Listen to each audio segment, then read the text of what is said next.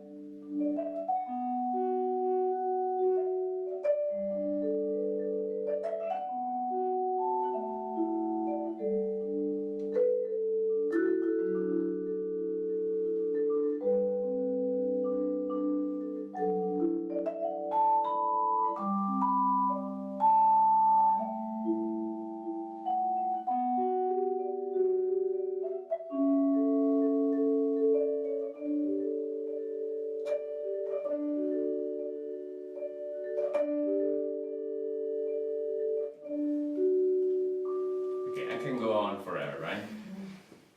But I'm not only studying the scale, I'm studying the tonality, which I think is the most important thing. Because basically you're studying scale because you will play tunes that are in the scale, for example, of D major. So you don't want to just have it under your hand, but you want to have the sound of D major. Right. For example, the sound of D major in vibraphone a lot of time involves the third on the bass. Are you guys familiar with the harmony? Okay, so if I have a D major chord, right, and I have to play on the vibes, usually what a composer would write, unless it writes for like 4-octave instrument, you will never be able to play a D chord down here, right? So it will probably play this D chord. It's just one of the, of the many different reasons why I want to study the sound of D major rather than studying the scale. But as I told you before, you need to go through the process scale. I mean, you can do it with the double stroke or wherever. But then you can have fun on a D major scale. Plus, if you study in the way I show you, you are training in a musical way. Because if you think about it, there's no one piece of music, good music, I mean, that goes up and down on a scale. Unless you are studying exercises, like Goldenberg, wherever, xylophone style. I mean, they say, do it for 5 minutes, just do 5 minutes. No, it's great, I did it, and you have to do it. There's nothing wrong. You have to start somewhere. But then, of course, you are maybe in your master program and you have to do scales, right? So this is another way of interacting with the vibes or with the marimba. You can apply all those ideas to any instrument, right? So my idea is to be musical in order to study also to practice your musicality, because at the end you are a musician. You're not supposed to play and scale up and down on a show. And nobody knows if you know D major on a show, if you know A major. That's not the point. The point is to be musical and to cool show. So you have to practice musicality, and this is a way of putting together many different ideas. For example, I was trying to practicing my pedaling, right? So I decided on purpose to play something slow. I don't know how many of you are aware of pedaling techniques that are applied to the vibraphone, but there are at least 3 main techniques that you should know for playing the vibes.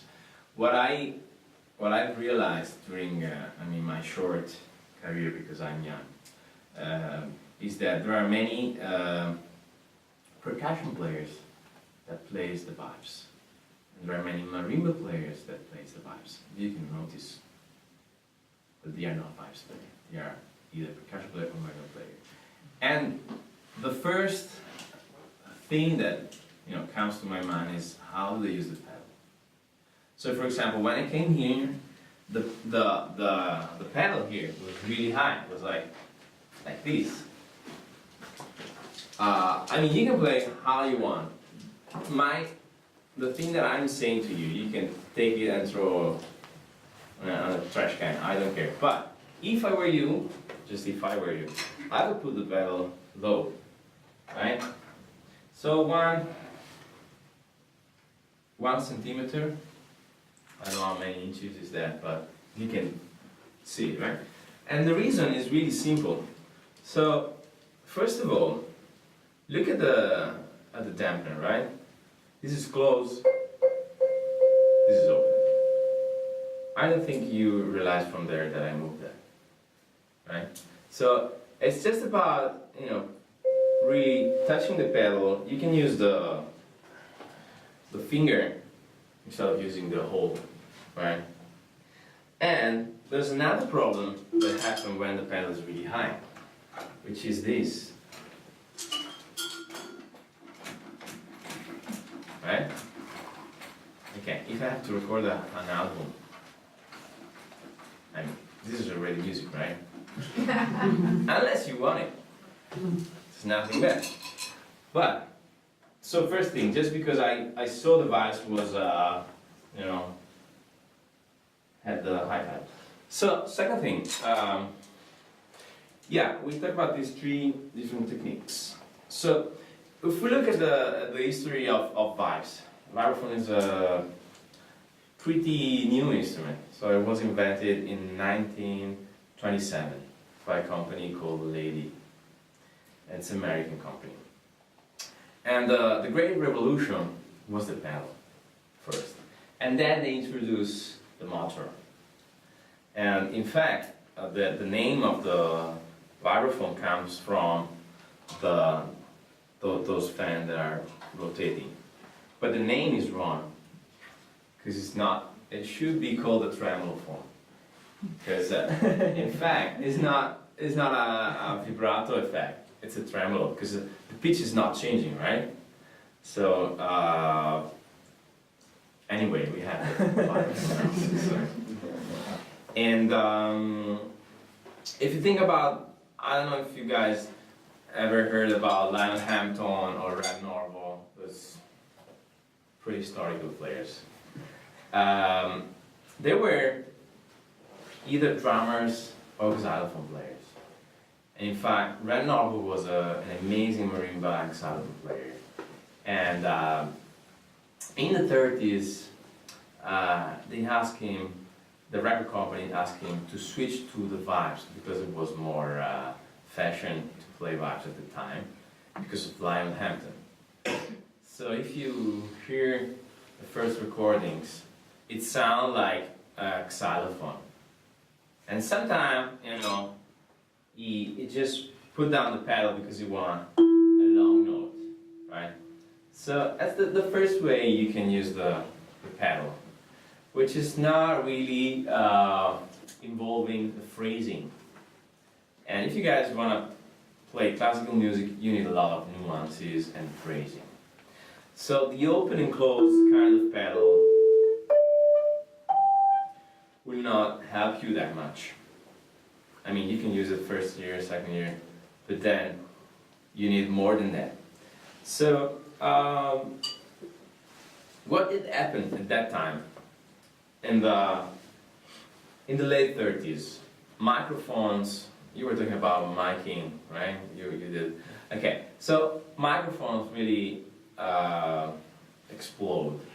So the whole microphone thing explode. And they could use microphones in live shows. Because before was just one mic for a whole band in a studio. And recording was not really great. But they started using ribbon mics.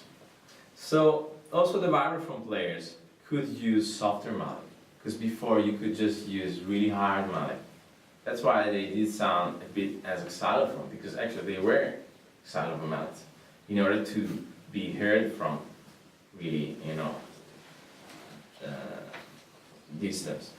And so Neil Jackson was one of the players who really make the change on the playing, because he started to use really big mallets.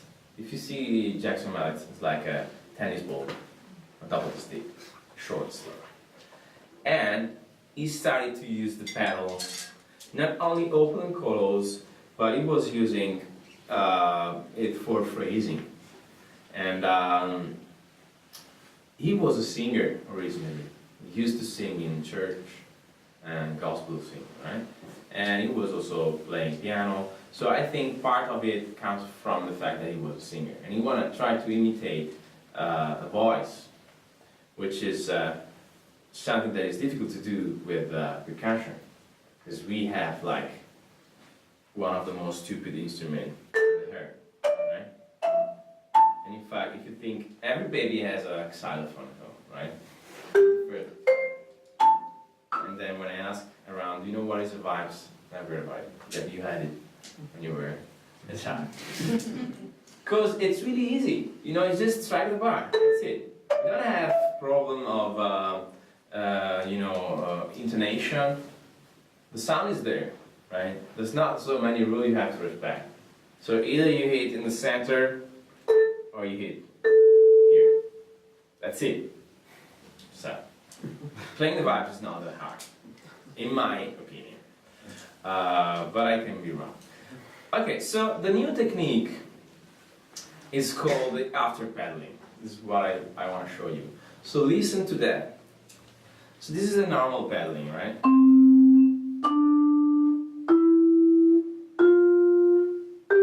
Okay, that's the after pedaling.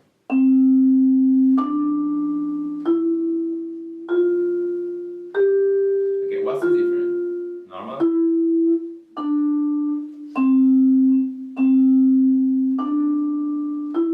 Do you?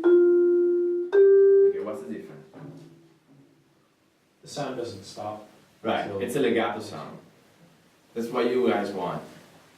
I mean, not always, but in order to have a greater phrasing, you need legato sound. So, how does this thing work? This is a technique that piano players using all the time. So, instead of like down pedal, down stick, it's up pedal, down stick, and then down pedal again. So I do it really slowly. So my pedal is down, the stick is up here. Actually, it's not here, but here. Okay, I go down, hit the bar. As soon as I hit the bar, I put it down again. Right? So I use the coda that the sound has already. So the sound, in order to prolong it, right? So watch.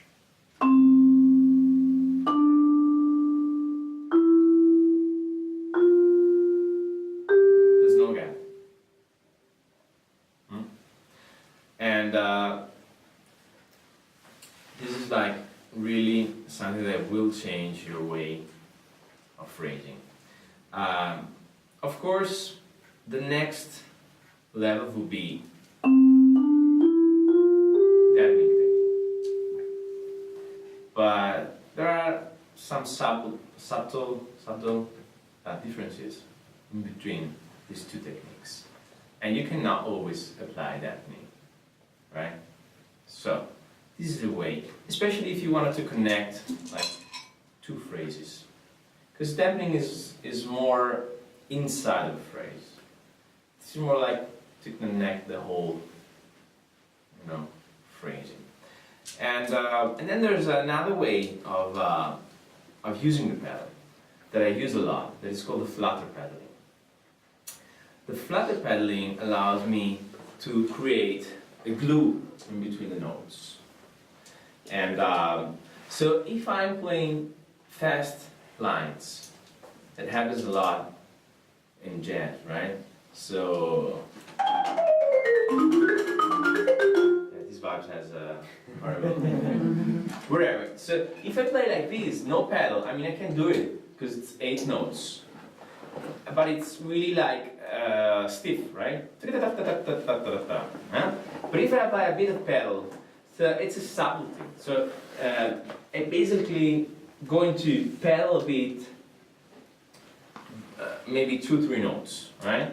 So that it sounds more linear. Huh? Right? So it has a glue, and the flavor is different. You can use this kind of pedal too in your phrasing, especially if you want to clean a bit. Sometimes you have like the half tone.